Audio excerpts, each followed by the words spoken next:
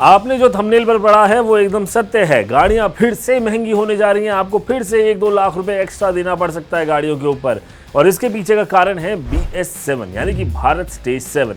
जब BS6 introduce हुआ था तो गाड़ियों के दाम लगभग लाख रुपए बढ़ गए थे। अब BS7 आने वाला है तो ये कीमत 1.5 लाख रुपए से भी ज्यादा की हो सकती है। बहुत सारी टेक्नोलॉजी इन्वेस्ट होने वाली है इसके अंदर। नमस्कार, मेरा नाम मानव है, आप देख रहे हैं ऑटो 9। और 2025 में इंडिया के अंदर BS7 इंप्लीमेंट कर दिया जाएगा, क्योंकि यूरो 7 भी 2025 में पूरी यूरोपियन यूनियन के अंदर इंप्लीमेंट किया जाने वाला है। पहले मोटे मोटे तौर पर समझ लेते हैं कि आखिर BS7, यूरो 7 ये सब चीजें आखिर है क्या, ये कौन सा 7 है।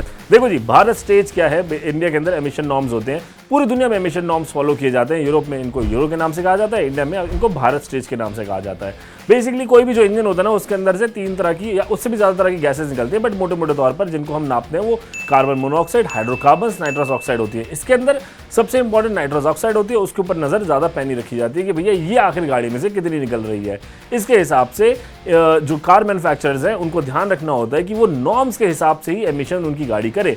यानी कि एग्जाम्पल के तौर पर अगर सरकारी आंकड़ा या फिर नॉर्म्स जो हैं, BS के नॉर्म्स हैं, वो कहते हैं कि भाई एक गाड़ी में से मात्र 80 मिलीग्राम नाइट्रस ऑक्साइड ही निकल सकती है प्रति किलोमीटर। तो अगर उससे ज़्यादा कोई गाड़ी नाइट्रस ऑक्साइड निकाल रही है तो वो गाड़ी इंडिया में नहीं बेची जा सकती। अगर भारत स्टेज का नॉर्म ये है और अगर यूरो का नॉर्म भी फॉलो नहीं हो रहा तो फिर वो यूरोपियन यूनियन में नहीं बेची जाएगी, कहीं और बेच लो, जहाँ मर्जी बिक सकती है, मतलब युगांडा वगैरह कहीं भी बेच दो, आपकी इच्छा है। समझिए आप, ये होता है एमिशन नॉर्म्स। अब इसका थोड़ा इतिहास जान लेते हैं। 2000 से पहले इंडिया के अंदर एसिड एमिशन नॉर्म्स इतने ज़्यादा इंप्लीमेंटेड नहीं थे। मतलब किसी का मन है तो कर लो, नहीं है तो कोई बात नहीं। तो सन 2000 में इंडिया 2000 या फिर भारत स्टेज 1 को इंट्रोड्यूस किया गया, जो कि यूरो 1 की तर्ज पर ही तैयार किया गया था। और ये 2000 में नेशन वाइड इसको अप्लाई कर दिया गया और बोला गया कि भाई अब जो गाड़ियाँ हैं वो उन्हें इन एमिशन नॉर्म्स का फॉलो करना है। फिर 2001 में यूरो 2 यानी कि भारत स्टेज 2 को इम्प्लीमेंट किया गया। इसे सबसे पहले 2001 में NCR, मुंबई, कोलकाता, चेन्नई में लगाया गया। फिर 2003 में NCR के साथ 14 सिटीज़ और ऐड की गई। 2005 में इसे नेशन वाइड इंप्लीमेंट कर दिया गया। फिर आता है भारत स्टेज 3 यानी कि यूरो 3। 2005 से 2004 के बीच में से NCR और 14 बड़े शहरों के अंदर इंट्रोड्यूस किया गया। 2010 में इसे देश भर में लागू कर दिया गया। फिर आया भारत स्टेज 4, यूरो 4 की तर्ज पर इसको भी तैयार किया गया। 2010 में इसे NCR और 14 शहरों के अंदर इंप्लीमेंट किया गया। 2017 में इसे देश भर में इंप्लीमेंट कर दिया गया। उसके बाद इंडिया को लगा हम चल रहे हैं पीछे, क्योंकि यूरो नॉर्म्स आगे बढ़ चुके थे, तो भारत स्टेज 5 को स्किप कर दिया गया और 2018 में दिल्ली के अंदर यूरो 6 को इंप्लीमेंट किया गया, या फिर भारत स्टेज 6 को इंप्लीमेंट किया गया। 2019 में NCR में और 2020 में नेशन वाइड इसको इंप्लीमेंट किया गया। फिर इसके बाद 2023 में BS6 का फेज 2 लाया गया, जिसके अंदर RDE और कैफे जैसे नॉर्म्स को इंप्लीमेंट किया गया। इसके बारे में मैं आपको थोड़ा सा आगे बता दूंगा, बट मोटे मोटे तौर पर ये अभी तक की टाइमलाइन है। अब इसके बाद अगले ही साल 2025 में BS7 की बात हो रही है। BS7 आने से आखिर अब होने क्या वाला है, आखिर महंगाई क्यों बढ़ने वाली है। देखिए, BS7 के साथ नॉर्म्स को ज़्यादा स्ट्रिक्ट कर दिया जाएगा, यानी कि पोल्यूशन गाड़ियों में से निकलना ना बराबर करने की बात की जा रही है। अब इसके अंदर होगा क्या कि गाड़ी के RDE तो होंगे, यानी कि रियल ड्राइविंग एमिशन टेस्ट होंगे। पहले क्या होता था कि गाड़ी को लैब के अंदर टेस्ट करते थे, वो कितना धुआं दे रही है उसकी एक रिपोर्ट बना दी और गाड़ी लॉन्च कर दो। अभी ऐसा नहीं, अभी सरकार कह रही है कि देखो भैया, तुम्हारी लैब वाली रिपोर्ट और रोड वाली रिपोर्ट को अपन करेंगे मैच, बीच में मिला झोल तो तुम जाओगे यहाँ से गोल। हाँ, अब मुद्दे की बात हो गई है। और बात होती है कैफे के बारे में। कैफे यानी कि कॉर्पोरेट एवरेज फ्यूल इकोनॉमी, यानी कि गाड़ियों को ज्यादा से ज्यादा अच्छी माइलेज देनी पड़ेगी ताकि कम से कम तेल जले। हालांकि ये बात तो हमारे फायदे की है, लेकिन इसके अंदर अभी काफी सारे झोल बाकी हैं। अब बात कर लेते हैं यूरो 7 या फिर BS7 के बारे में। देखिए, यूरोप में तो इसे 1 जुलाई 2025 से इंप्लीमेंट करने की बात हो रही है लाइट ड्यूटी व्हीकल्स के ऊपर, और इसके हैवी ड्यूटी व्हीकल्स के ऊपर 2027 तक ये लोग जाने की बात कर रहे हैं।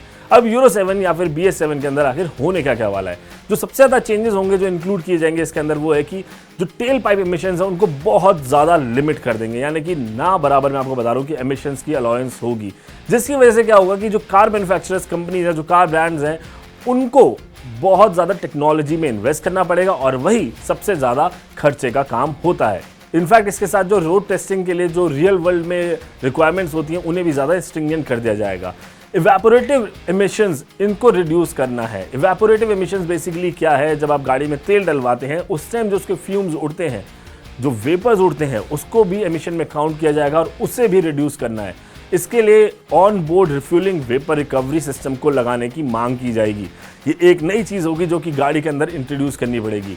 इसके अलावा जो ब्रेक एमिशंस हैं उनको भी लिमिट करना पड़ेगा। टायर से होने वाला एमिशन उसे भी मॉनिटर किया जाएगा। और ये सारा कुछ जो लिमिट में होने वाला है, इनके लिए अप्रोप्रिएट टेस्ट किए जाएंगे और खास करके रियल ड्राइविंग कंडीशंस में इनके टेस्ट होंगे। तो अब आप समझ रहे हो कि यानी कि कार कंपनीज के लिए कितनी बड़ी अब सरदर्दी हो गई है। उन्हें हर एक छोटी चीज जिससे किसी भी तरह का प्रदूषण हो सकता है, ब्रेक दबाने से जब प्रदूषण हो रहा है या टायर की वजह से जो पॉल्यूशन हो रहा है, पेट्रोल डलवाने के टाइम जो वेपर निकल रहा है, इन सब को कंट्रोल में करना पड़ेगा और इन सब के लिए टेक्नोलॉजी बनानी पड़ेगी। उस टेक्नोलॉजी का खर्चा आएगा, वो खर्चा आप और हम भरने वाले हैं। इनफैक्ट यही नहीं, यूरो 7 और BS7 के अंदर ईवीज के लिए भी कुछ नॉर्म्स आएंगे जिसके अंदर उनकी बैटरी कैपेबिलिटीज के ऊपर सवाल उठाए जाएंगे। तो मोटे मोटे तौर पर बात यह है कि अगर ये सारे रेगुलेशन इन प्लेस हो जाते हैं तो गाड़ियों की कीमत बढ़ेगी। अब इस नॉर्म के बाद बहुत सारी डीजल एसयूवीज को भी डिसकंटिन्यू करना पड़ सकता है और ये एक एसयूवी किलर के रूप में इस नॉर्म को देखा जाएगा। लेकिन मुद्दे की बात क्या है? मुद्दे की बात यह कि सारा पोल्यूशन हमारी गाड़ियां ही कर रही हैं। अभी तक भी गाड़ियों के अगर आप पोल्यूशन लेवल्स को देखें तो काफी हद तक कंट्रोल कर लिया गया है। अब एक जमाना था जब मारुति ओमनी में से धुआं निकलता था, एक जमाना था जब 800 में से धुआं निकलता था, लेकिन आज की डेट में अगर आप देख लें तो गाड़ियों में से उतना धुआं नहीं निकलता है। और उसके बाद दूसरी बात, बहुत सारी गाड़ियां अब अपन लोग CNG के ऊपर चला रहे हैं, हाइब्रिड्स का ऑप्शन है। तो इतने स्ट्रिक्ट नॉर्म्स करने की आखिर जरूरत क्या है? क्या इसकी जगह नॉर्म्स करिए, आप इसको मना ही नहीं है। क्या इसकी जगह ऐसा नहीं होना चाहिए कि हमारे देश में जो इतनी धूल मिट्टी जगह जगह है, और अगर आप आज गूगल पे रीजन सर्च कर लो, टॉप रीजंस जिनकी वजह से पॉल्यूशन इंडिया के अंदर ज़्यादा है, उसके अंदर फॉसिल फ्यूल बर्निंग है। फॉसिल फ्यूल बर्निंग के अंदर जो है आपकी जंगलों में लगने वाली आग है, जो कोल प्लांट्स के अंदर कोयला जल रहा है वो सब है, जिन घरों में आज भी चूल्हा जल रहा है वो इंक्लूड होता है, उसके अंदर फॉसिल फ्यूल बहुत ज़्यादा इंक्लूड होता है। इसके अलावा जो हमारे देश में मौजूदा डस्ट है, हर नुक्कड़ कोने पर छोटे छोटे पार्टिकल्स जो हैं, जो धूल के छोड़े जा रहे हैं, वो मिलकर एक पॉल्यूशन का रूप लेते हैं, वो मिलकर हवा को दूषित करते हैं।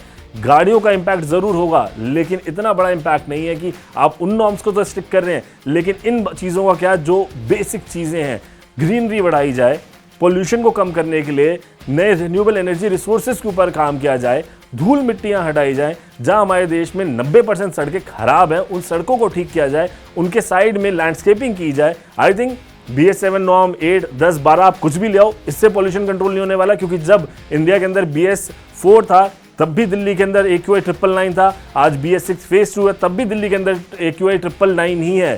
तो यानी कि BS नॉर्म्स को चेंज करने से पोल्यूशन पे तो फर्क नहीं पड़ा, हमें अपने लाइफस्टाइल पर, अपनी हरकतों पर, अपनी आदतों पर चेंज करना पड़ेगा। क्या आपको लगता है ये बात सही है? क्या आप मेरी बात से एग्री कर रहे हैं? नहीं, आप कमेंट करके बताइएगा कि खाली गाड़ियों को ज़्यादा नॉर्म्स के अंदर फंसाकर, उनकी कीमतें बढ़ाकर, ज़्यादा टेस्टिंग करने से ये पॉल्यूशन की समस्या सुलझ जाएगी? मेन मुद्दा तो यही है ना, पॉल्यूशन की प्रॉब्लम सॉल्व करना, ये सुलझेगी या नहीं, ये बात आप कमेंट करके बताइएगा। आपका कमेंट सहमत है, हम अपनी तरफ से अपनी राय रखेंगे, आप अपनी तरफ से अपनी राय रखिए। और हमारे चैनल ऑटो9 को जरूर सब्सक्राइब करो यार। वीडियो देखते हो आप लोग, इतना प्यार देते हो, चैनल को सब्सक्राइब करोगे तो हम आपके लिए और अमेजिंग कंटेंट लेकर आते रहेंगे। मेरा नाम मानव है। जब भी गाड़ी चलाएं सीट बेल्ट जरूर लगाएं, प्रदूषण कम फैलाएं, एक अच्छे मानव बने। जय हिंद। गए।